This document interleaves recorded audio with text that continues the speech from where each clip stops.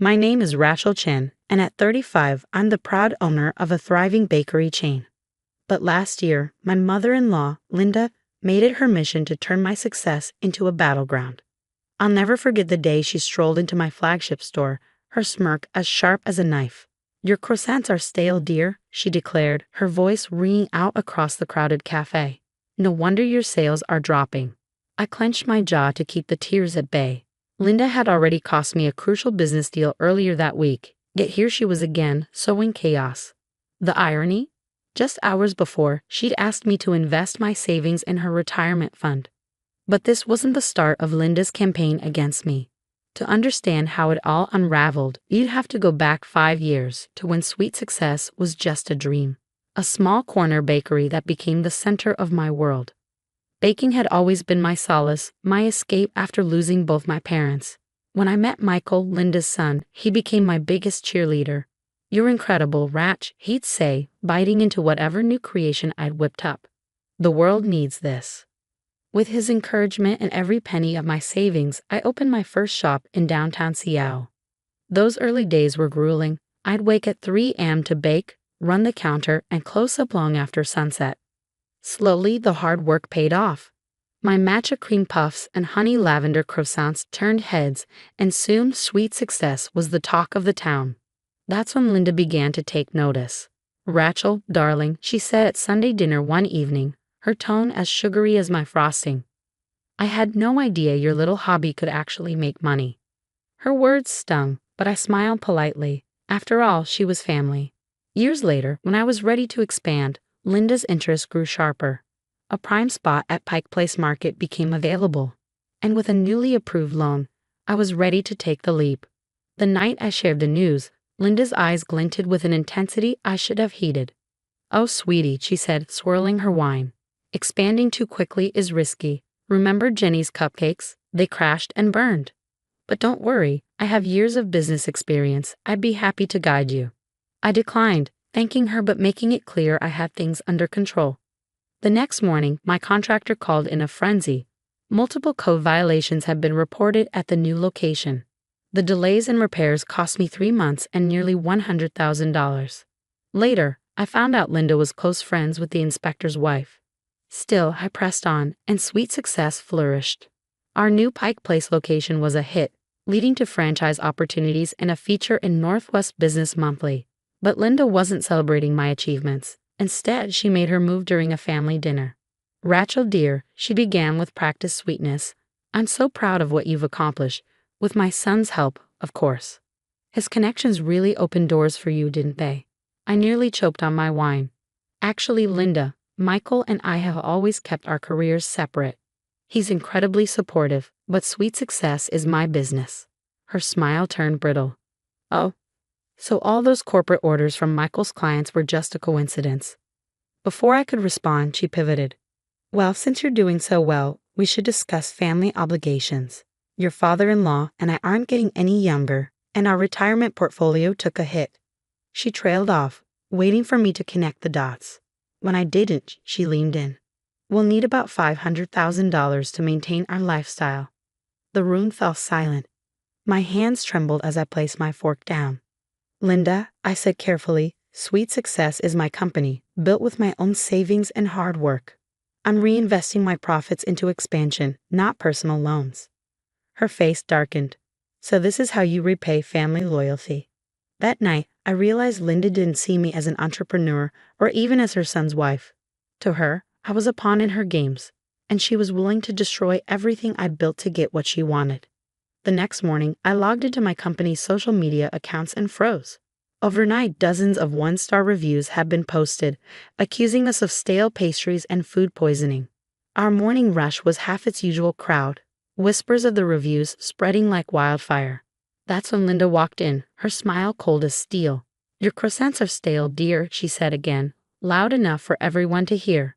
As I watched a potential corporate client slip out the door, I realized Linda wasn't just meddling, she was waging war. But Sweet Success wasn't just a business. It was my dream, my resilience, and my life's work. And I wasn't about to let Linda destroy it. The following weeks were a whirlwind of chaos, each morning unveiling a new crisis that bore Linda's invisible fingerprints. Wholesale orders were inexplicably canceled. Health inspectors began showing up unannounced during our busiest hours, spurred by anonymous complaints. Even our suppliers, long reliable, suddenly doubled their prices, citing vague market fluctuations. I confided in Michael, hoping he'd see what was happening, but he was caught between loyalty to his mother and support for me. "Babe, are you sure Mom's behind this?" he asked hesitantly one evening, glancing at the grim sales reports on my laptop. "Maybe it's just bad luck." I slammed the lid shut, the frustration bubbling over. Bad luck doesn't send fake food poisoning reports to the health department. I shot back, then softened my tone.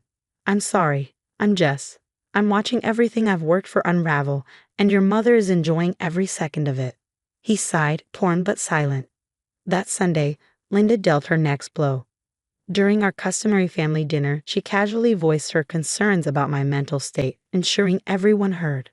"I'm worried about Rachel," she sighed dramatically, slicing into her roast beef with a calculated pause. "The stress of running a failing business can make people unstable. Maybe it's time to consider selling before things get worse." I gripped my water glass, barely containing my anger. "My business isn't failing, Linda. At least not without a little help." "See what I mean?" Linda turned to Michael, her voice dripping with mock sympathy. "Paranoid accusations. Honey, maybe Rachel should see someone. I know an excellent therapist." That night, sleep eluded me. Restless, I reviewed our security camera footage from the bakery. A strange movement caught my eye. A familiar figure slipping into the kitchen after hours. Zooming in, my stomach churned. It was Linda, using the spare key Michael had for emergencies. The next morning, I checked our storage room and confirmed my worst fears. The premium Madagascar vanilla we use for our signature pastries had been replaced with cheap imitation extract. The high-end chocolate was swapped for low-grade cooking chocolate. Small, insidious changes that would erode our quality and reputation over time. I confronted Linda that evening in her perfectly curated living room. Armed with security footage and receipts, I laid out the evidence. She sat unfazed, sipping tea with a smug smile. "Really, Rachel? Security footage? How desperate." She placed her cup down gracefully. "There's still time to fix this. My retirement fund offer stands." I shook my head, the realization hitting me. "This isn't about money anymore, is it? You just can't stand that I succeeded without you." Linda's smile vanished, replaced by a cold glare. "You married into this family, dear. Everything you have, you owe to us. I'm giving you a choice. Fund our retirement or watch your little bakery empire crumble." I stood, my hands trembling with anger. "No, Linda. I'm giving you a choice. Stop sabotaging my business, or I'll show Michael and everyone else exactly who you are." She laughed, a sharp, cutting sound. "Who do you think I'll believe? The respected mother who's only looking out for her son? Or the unstable entrepreneur spiraling into a breakdown?" As I left her house, my phone buzzed. It was a notification. Our largest corporate client, Michael's law firm, had just canceled all standing orders. The message was loud and clear. Linda wasn't done. But in her arrogance, she'd overlooked something crucial. There was a paper trail. The fake reviews? All traced back to her IP address. The supplier price hike? The owner was one of her golf buddies. And the security footage? That was just the start. I stayed up all night piecing it all together. Every coincidence, every sabotage attempt, every manipulative dig. 5 years of Linda's games laid bare in a meticulous dossier. The next morning would change everything. Linda thought she was dismantling my business piece by piece, but in truth, she handed me the tools to expose her. Not just to Michael, but to everyone who believed in her facade. As I finalized my plans, my phone lit up with a text from Linda. "Last chance, dear. The retirement fund or your business. Choose wisely." I smiled, thinking of the meeting I'd scheduled with Michael and his father later that morning. Linda had no idea what was coming. Morning arrived, and I walked into Michael's law firm, clutching my evidence folder like a lifeline. His father, Richard, was already there, his expression a mix of concern and confusion. "Rachel, what's this emergency meeting about?"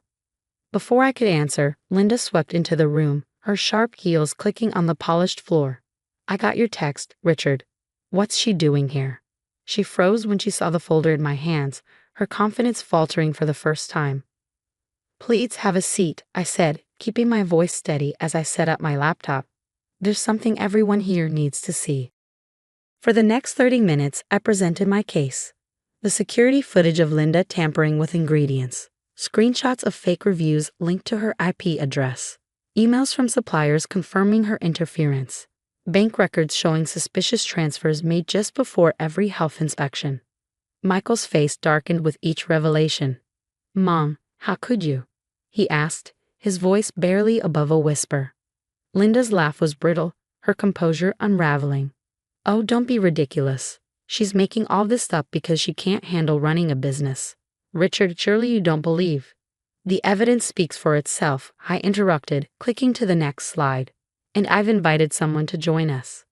The door opened and Detective Sarah Morris stepped inside, her badge glinting under the fluorescent lights. "Linda, breaking and entering, business sabotage, and attempted extortion are serious charges. I suggest you listen carefully to what Rachel has to say." Linda's face drained of color. "You wouldn't dare. I'm family." Michael's voice was steady, but the disappointment was palpable. "Family doesn't destroy family, Mom." "Dad, show her the statement." Richard pulled out a printed document, his expression grave. "Linda, I checked our accounts after Rachel came to me yesterday. We have more than enough for retirement. Care to explain why you've been moving money to a private account?" Linda's mask crumbled completely as the truth spilled out. She'd been embezzling from their retirement fund for years to cover gambling debts. Forcing me to contribute was her desperate attempt to plug the holes before Richard noticed. "I want to press charges," I said, my voice firm as I looked directly at Linda. "But I'll drop them on 2 conditions. First, you publicly clear Sweet Success's name and reputation. Second, you step away from the family business and get professional help for your gambling." Linda glanced around the room, searching for support, but found none. Defeated, she nodded. "Fine," she whispered. The following week, Linda issued a public apology that went viral. "Due to personal challenges, I spread false claims about Sweet Success Bakery. These statements were entirely fabricated by me. Sweet Success upholds the highest standards of quality, and I deeply regret my actions." The apology was enough to restore faith in the business. Customers flooded back, drawn by both the story of redemption and our forgiveness special. All pastries half price for a week. Lines wrapped around the block, and Sweet Success emerged stronger than ever. Michael and I moved forward, setting clear boundaries with Linda. She entered treatment for her gambling addiction, and Richard became one of my most vocal supporters. A year later, Sweet Success expanded to 10 thriving locations. When Northwest Business Monthly featured us again, this time highlighting resilience in family businesses, Linda saw the article during a therapy session. "You know," she told her counselor, "I tried to tear Rachel down because I couldn't handle her success. Instead, I only proved how much she deserved it." Today, I write this from our new flagship store, watching happy customers enjoy our signature croissants. Fresh, flaky, and certainly not stale. Every challenge made us stronger, and Linda's journey toward redemption reminds me of something important. Success isn't just about building a business. It's about standing your ground when someone tries to tear you down. And sometimes the sweetest victory isn't revenge. It's watching someone who once sought your downfall confront their demons and find a path to change. Would you have pressed charges in my situation? Or was offering Linda a chance at redemption the right call? Share your thoughts below.